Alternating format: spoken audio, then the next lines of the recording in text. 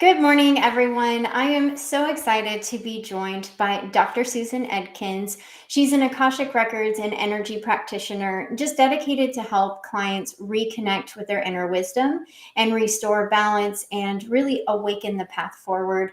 I've had the pleasure of becoming great friends with Susan, and she just has such a beautiful lived experience in how everything came together for her.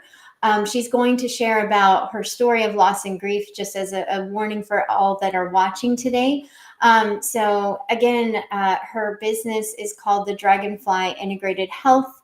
And again, I can't wait for you to dive in with us and share your lived experience and your wisdom. And again, I'm just really honored that you are choosing to share this, because I know that this is not necessarily an easy topic for anybody to open up about. So thank you so much, Susan. Did I miss anything in your introduction that you want to tie in? No, that's good. Thank you so much for inviting me to be here and giving me an opportunity to share my story. Yeah, you're so welcome. So we'll just jump right in. Your everything that you're doing now truly came from an immense experience of loss. When you lost your husband, everything kind of stopped. And can you just take us back to that moment, what you were feeling, and what led you into the first layer of the practices that you now do? Yes, I can. So, looking back now, I realized that losing my husband was the third significant loss that I had within a 6-month period of time. And obviously, it was the most major. But it turned my world upside down, and it completely changed how I thought about life and death and everything. So I started noticing signs the day after he died, with the Ring doorbell and then music and then thunder that I knew was him during his funeral. And even, I'm getting chills now, but even the kids knew, because when it thundered, it was right in the middle of his best friend talking, and they used to one up each other all the time. And so we like looked at each other and said, that was dad. So it was kind of funny. And then it was the dragonflies. And the dragonflies really have become a significant sign for me from him. So I thought I was losing my mind at first. And I'm really glad that I talked to a couple of my really close friends about it. And one of my friends recommended a book called Signs from the Universe. And I read that, and then Amazon actually suggested another book, and I think it's called I'm Still Here, and it's about how people who have passed can still communicate with us. And between those two books, I started realizing that they were signs, and that I was not losing my mind. And so that did help comfort me. Yeah, well, it's funny. I was oddly enough this morning, the Diary of a CEO has a neuroscientist on his podcast talking about this exact same thing. Where, from the clinical side, she had lost her husband 4 years ago, and she was seeing signs and hearing things, and she was curious because she wanted to dismiss it and think maybe I'm losing my mind, like you said, but she knew that there was something more. And so it's really beautiful. And the only reason why I'm like tying this in is that for people who are skeptical, like, the scientific community has been really trying to prove or disprove all of these practices for centuries. And we're finally having people that are in these spaces come forward and share their work. So I hope that this conversation leading forward really keeps you curious, because if you've lost someone and you're starting to think that you're seeing them in these places, like Susan's story is a testament that you're probably hearing from them, and it's that loving warmth that sometimes we just need to get through it. While I just can only imagine what it's like to lose a husband that you're with, As you know that I've lost 2 previous spouses, but I was not with them at the time. Yes. So I don't have the same, it's a more complex grief on that point. Definitely. So it started, to just go back to what you were saying, it started with these 2 books that kind of opened your mind, because you were not like spiritual at all. Not in this way. Yeah, living where you live and really not having necessarily exposure to any of this.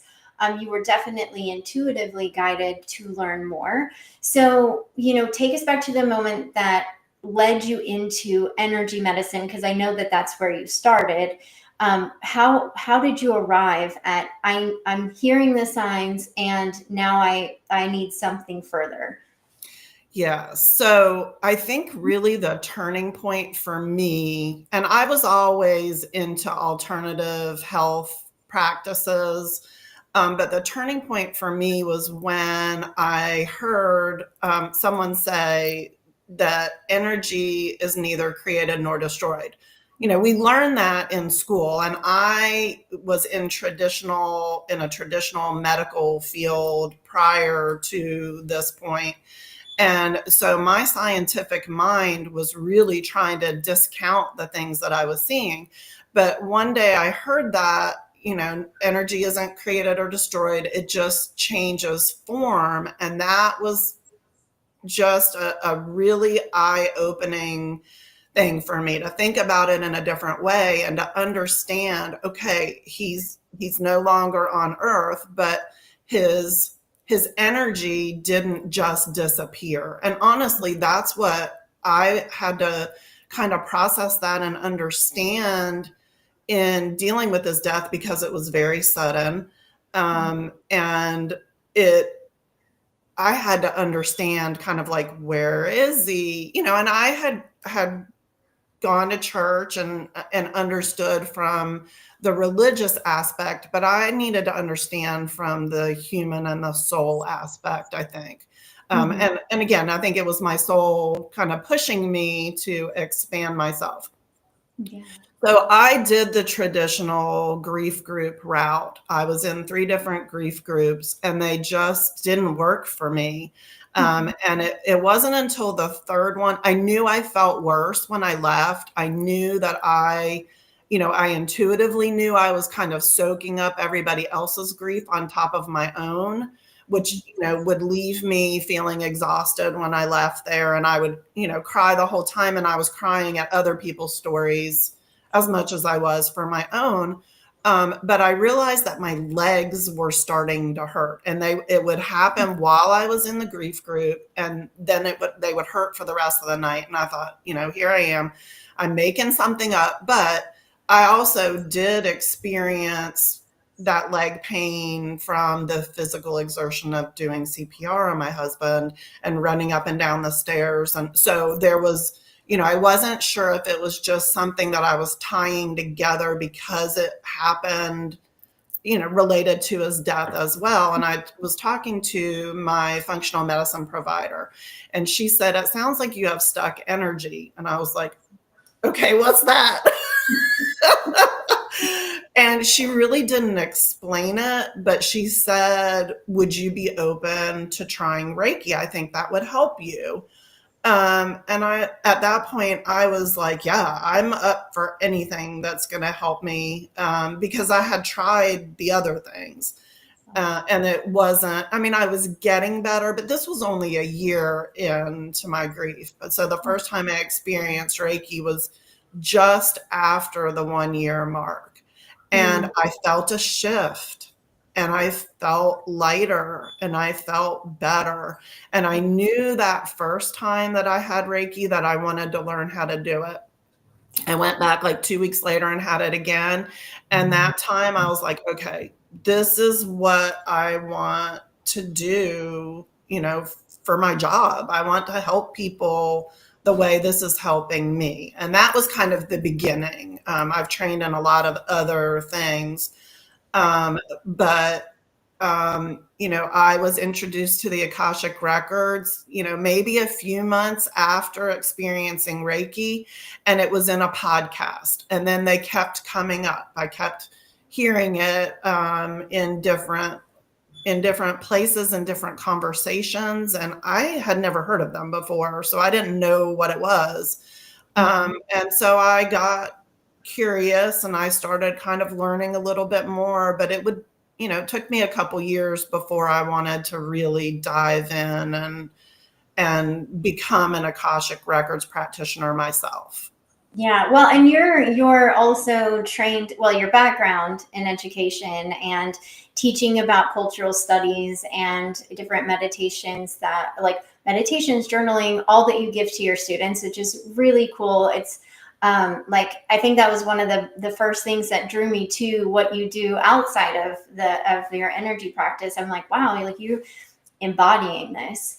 And you're, trained in emotion code and integrate. I don't want to mess up the terminology, but you're just certified in so many other aspects that kind of all intertwine and lead together. And that's something I want to preface is like we come to these practices when we're ready and when we're open to understand what they are for us. Yeah. And for anybody that doesn't maybe understand what you mean by using the Akashic records, because like with energy medicine, for the most part, to simplify explaining it, is like you said, having the stuck energy. As practitioners, we're helping people move through the energy, so this can also look like other stacked upon each other methods. So whether you do massage, and I like to think about it and explain it to people. It's like, when you go in for a massage and you kind of get sore the next day if you don't drink a lot of water. Yeah. It's very much the same thing in energy medicine. Like you got to take care of your body. There's integration period.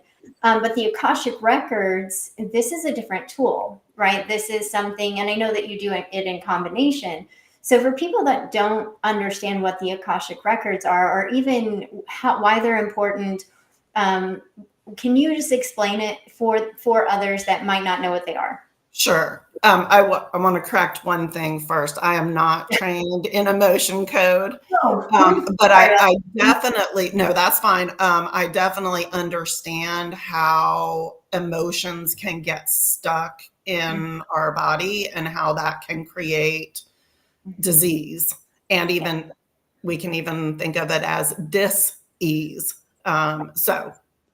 Yes. So the Akashic records, the way that I explain them is that it's an energy field. It's a field of infinite possibility. So it's not a physical place, but a level of consciousness that holds a record of everything that our soul has ever experienced. So I believe that we're here for many lives. And so your soul can experience a lot of different things, and the Akashic records holds all of that information. So what's really cool when we tap into the Akashic records, the guardians of the records know all of that information from all of our lifetimes, and all of that information is used in context.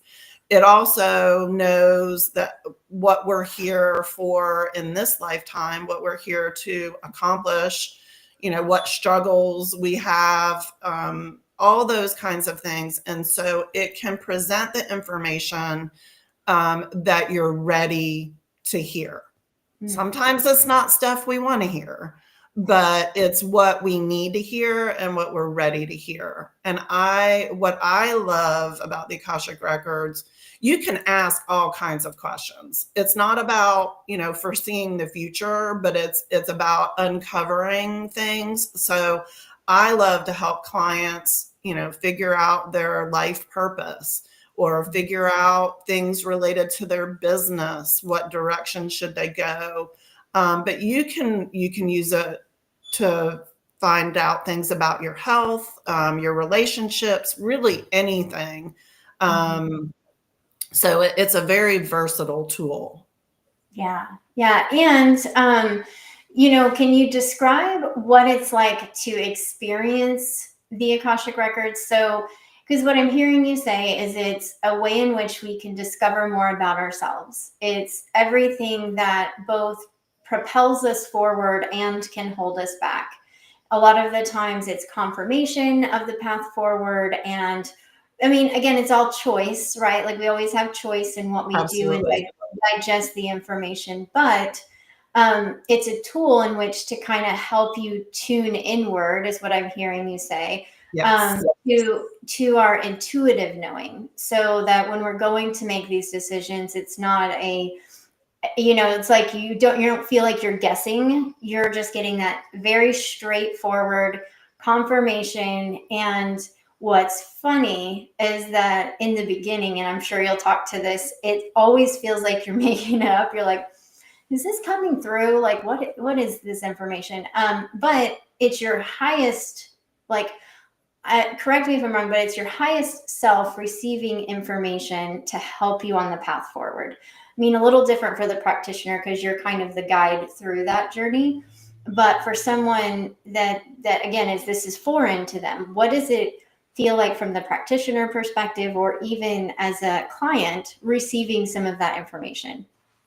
Okay, so are you asking what the session looks like, or more of how it is to experience it? You could go into both. So thank you for clarifying. I know I didn't Okay, yeah. I didn't prep you for this, so I apologize, but No, yeah. that's fine. So I kind of look at it as a sacred conversation with your divine support team. The guardians that I mentioned earlier, those are masters, teachers, loved ones, kind of like your divine guidance team, your spirit team. And so it is really your higher self, and bringing that information in. And you're absolutely right. When I first started, I thought that it was me. And I make a conscious effort to set my ego and my mental body, my mind aside before I go in. And especially when I was learning, you just have to trust. And at some point, I realized I just have to trust that I'm not making stuff up. And the more you experience it, the more confident you will be. And my strongest sense is just knowing, like I just know things. And sometimes I can't explain how I know them, but I do. And when it feels aligned and it feels right, I've learned to trust that and go with it. So, yes, it definitely was a process. Yeah. Well, and I think it's that way for every practitioner and any person really getting into or diving into reconnecting with the soul and the spiritual side, because again, it's not a practice that we're familiar with.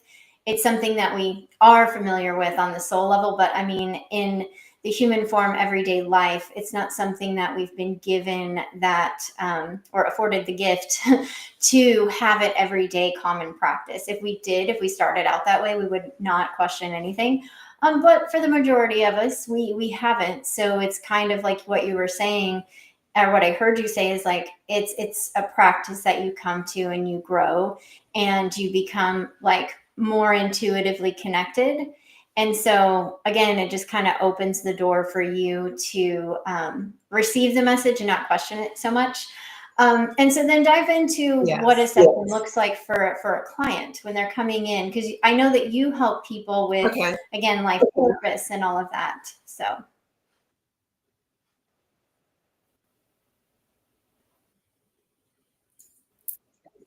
Yes. So I will usually, if it's their first time experience it, experiencing Akashic record reading, I'm going to explain what to expect.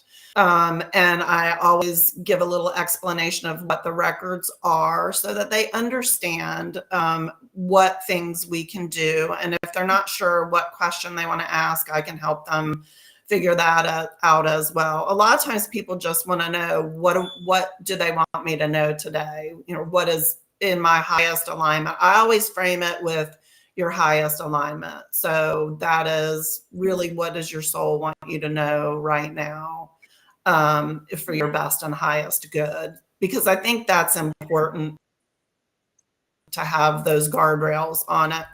But then I did meditation to have them relax, kind of get into body more so that they're more open to receiving. Then the way that I have permission to open the records is through the legal name. So I ask them to state their legal name. And then I do my process. It's usually silent for a couple of minutes, and I let them know that ahead of time while I'm doing the connecting. And then I'll reiterate their question, and the information starts to, and it's cool because we can also kind of go back and forth. So, you know, if they get a little bit of information, they may have a question, or, you know, maybe we didn't get much, and in the background, I can continue to ask and figure out, you know, what else we can add to that information. Yeah. And, you know, going back to your story of loss and being able to really redefine yourself, because everything you knew about your life, like we've talked about, changed, like all the after retirement plans, all of the kids graduating, and these life moments that just no longer looked the same. And so it was that moment of that kind of search for yourself that all of this came to be. And so how are you honoring your late husband's presence and influence in the work that you do now? So I would say that I wouldn't be here had he not passed away. And I have made a point to search for the silver lining and find the things that I can be grateful for. So I knew that the dragonflies were a message from him. The very first time, it was only a couple weeks after he died, and I had to go get his car inspected. And that was something that he always took care of. So I'm like sitting there kind of feeling sorry for myself and annoyed that I had to do it. And, you know, just you're still in the major throes of grief at that point. And I was sitting in the car waiting for my turn, and this dragonfly was in front of the window, and it was going back and forth in front of me. And then it would come to the side, and then it went back to the front. And I'm like, this thing's trying to get my attention. And again, I'm like, okay, I'm losing it. I thought he was reincarnated as a dragonfly, but we had had an encounter with a turkey vulture the week before, and and I didn't understand, you know, spirit. I didn't know anything about spirit animals or the messages that animals could carry for us. I didn't know anything like that. So I'm like, really? You came back as a turkey vulture? And then we changed to a dragonfly. So I'm like, okay, that's better. I really like dragonflies. But then a couple of weeks later, he was being honored. He was a high school principal and very well known in the community. So, you know, a lot of our grief was very public as well, because so many people knew him. So he was being honored at that, or remembered at the very first home football game of the season. And so two of the kids were with me, and one of his assistant principals, who we were really good friends with, was leading us, and one of the teachers that we were really close with was walking with us as well. And we were walking down the track, and I'm getting chills again, coming from like the end zone area, walking down the track, and I looked up and I saw just a stream. There must have been at least 100, if not more than that, dragonflies. And it was like they were leading us down the track and to the 50-yard line where we were going to go out and stand. We were out there for the coin toss. And I noticed it. And then the assistant principal turned around and she said, "Do you see the dragonflies?" Because I had told her about the dragonflies beforehand. And so it was, you know, not just me seeing and recognizing. A lot of the people close to me knew about it. So I knew that I wanted to have Dragonfly in the name of my business. So, yeah. Yeah. Oh my gosh, I'm like tearing up just because I can feel it. But I think it's so amazing how you've been able to take such a deep loss and really transform that energy to support others.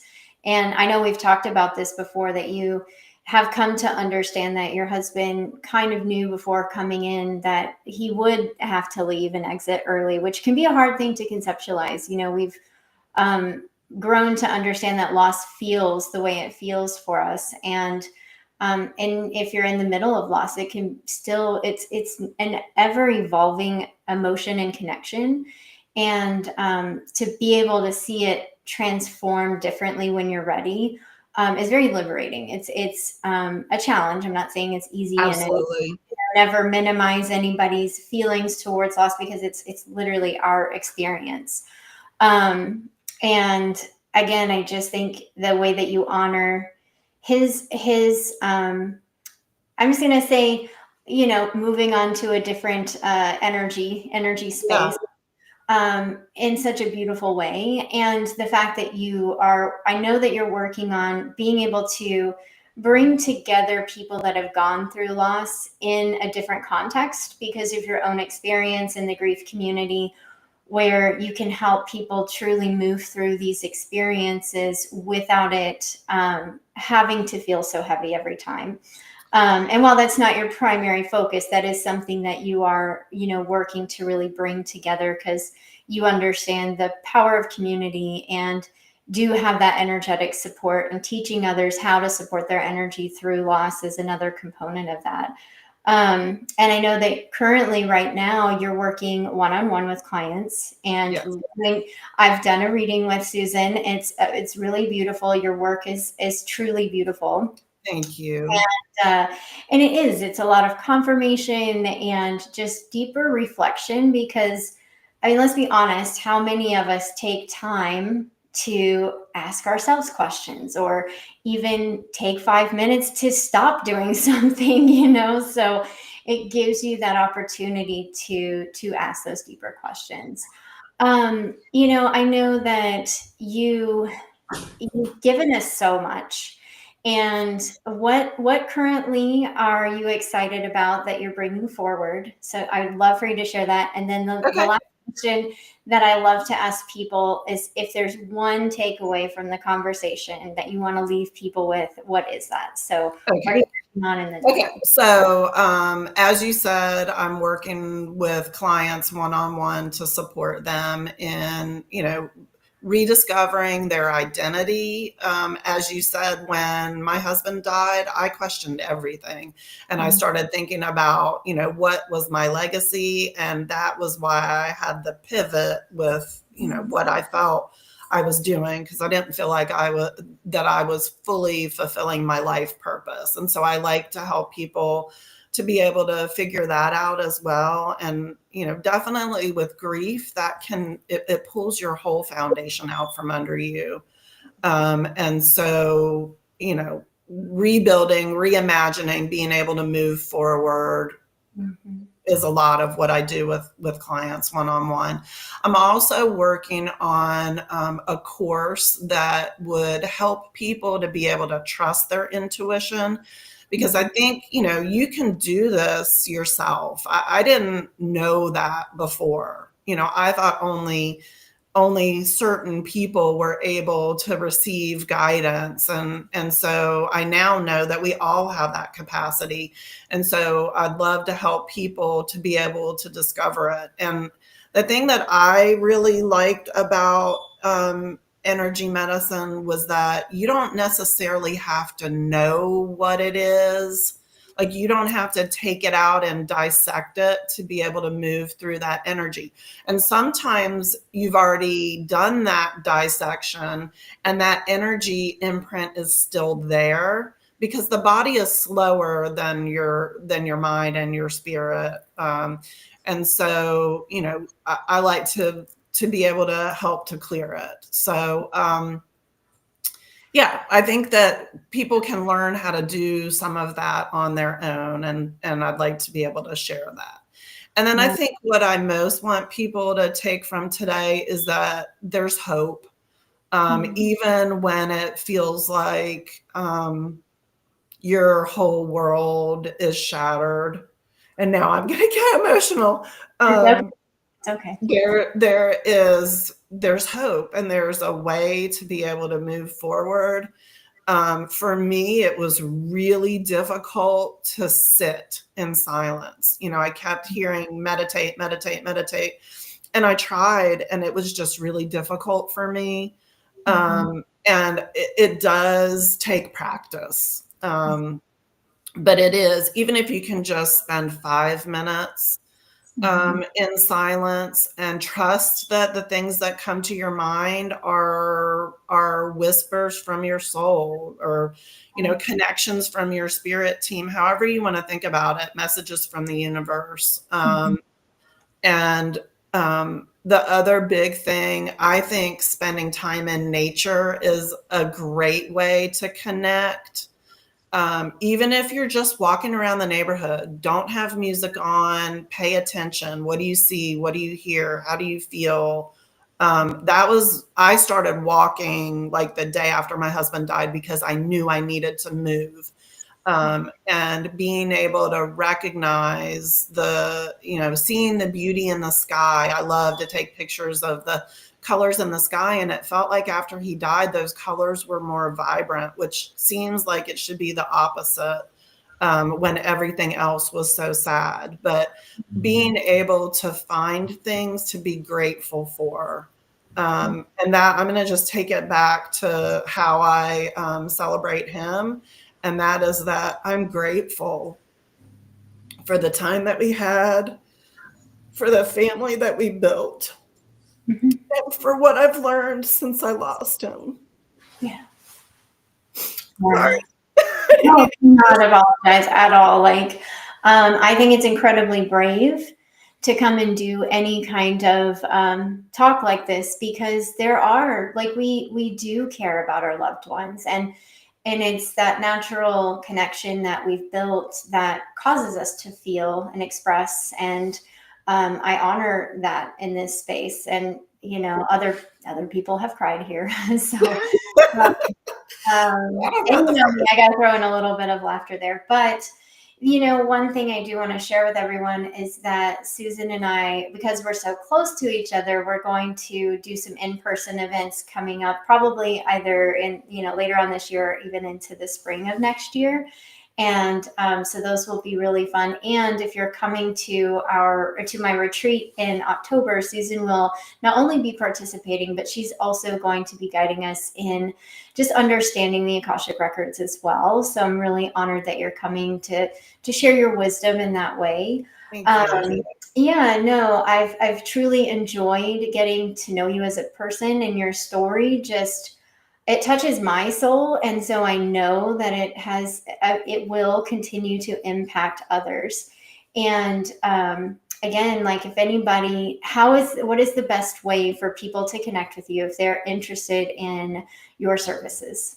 So I can put the link to my my website, and the other way would be through LinkedIn DMs. Okay, perfect. Yeah, thank you so much, Susan. Again, anybody that's going through loss, even if you're, not necessarily interested in all the things just yet, you could just reach out to Susan. She's such a great advocate for holding that space. And I've just seen how much this work can change a life. And I think that that's one of the reasons why I like highlighting other practitioners, is because we all share something so unique and uniquely different. And that's why when we come together, we can help amplify that change. So thank you so much, Susan, and thank everybody. you so much for inviting me here, and for all of your support and your guidance. I'm very grateful that we've met. Yeah, it's such a special. We're special humans. Yes. We will see you next.